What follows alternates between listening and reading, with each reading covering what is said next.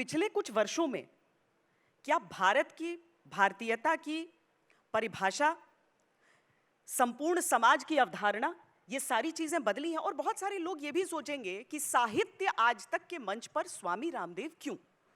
पर साहित्य केवल वो लिखित शब्द नहीं, केवल बोला गया वो शब्द नहीं, साहित्य उससे कहीं अधिक है, कहीं बड़ा।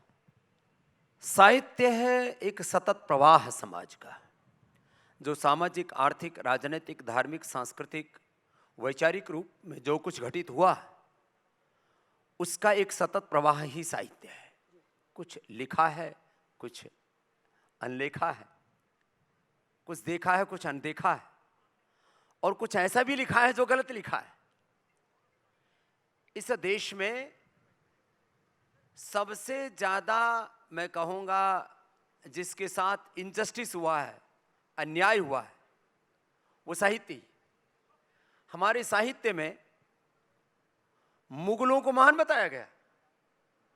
तो अय्याशियां क्या करते थे, 5-5 हजार भारत की मां बहन बेटियों को हरमों में रखा करते थे। वो मुगल महान हो गए। और हमारे छत्रपति शिवाजी महाराज, हमारे महाराणा प्रताप जो उनसे लड़े, वो योद्धा, और एक दो नहीं, ऐसे तो अनगिनत कहानियां हैं। इस देश में मुगल काल में भी साहित्य के साथ अन्याय हुआ है, वो एक अपराध हुआ है। अंग्रेजों के काल में भी हुआ है। चंद्रशेखर, राजगुरु, सुखदेव, भगत सिंह जो क्रांतिवीर थे, उनको तो वो आतंकवादी कहते थे। और बहुत लंबे कालखंड तक भारत की एनसीईआरटी की किताबों तक में पढ़ाया जाता था। तो इस देश के जो खलनायक थे उनको नायक करके प्रस्तुत किया गया, और जो इस देश के नायक थे उनको खलनायक करके लिखा गया।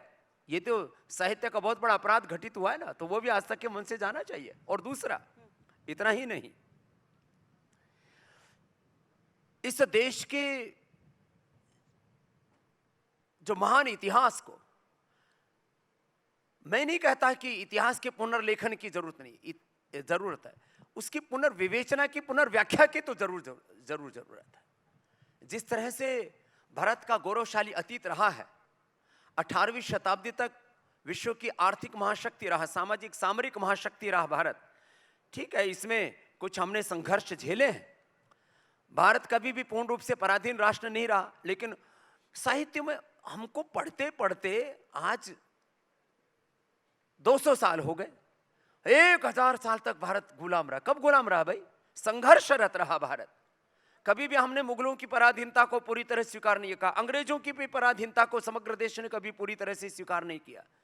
और इसमें नैरेटिव ये घड़े जाते हैं कि हमारे सनातन में तो बहुत अन्याय था, स्त्रियों के साथ, शूद्रों के साथ बहुत छुआछूत था, बहुत भेदभाव था, अंग्रेजों ने हमें सभ्य बनाया, भेदभाव की दीवारें ढाने के लिए इस्लाम ने यहाँ पर काम किया। अंग्रेजों ने लूटा, मुगलों ने भी लूटा, फिर खुद ही लूट गए। बहादुर शाह जफर के वंशज आज चाय की दुकान पर जहाँ दाने दाने के लिए तरस रहे, एक एक पैसे के लिए तरस रहे। कहाँ कैसे खत्म हुआ? पाप सामने खत्म हो जाता है। जिन मुगलों ने देश के ऊपर क्रूरता, अत्याचार किए, जुल्म जातियां की, हरमों में 5-5 हजार माँ बहन बेटियों को रखा, इस्लाम में दारू पीना निषेध है, उनके यहाँ पर दारू की और न जाने अफीम की किस किस की महफिलें सजा करती थी, वो तो अपने कर्मों से नष्ट हो गए। ब्रिटिशर्स भी नष्ट हो गए, जिनका 150 से ज्यादा देशों में साम्राज्य हुआ करता था। कहते हैं जहां सूर्यास्त नहीं होता था कभी श्वेता जी, वो अब अपने देश में भी उसके 3 टुकड़े होने के कागार पर हैं। कहीं स्कॉटलैंड और आयरलैंड और इंग्लैंड कहीं अलग ना हो जाए। और अब वहां पर भी एक भारतवंशी राज तो कर ही रहा है ऋषि सुनक, ये तो हो ही गया है। तो चीजें बदल रही हैं।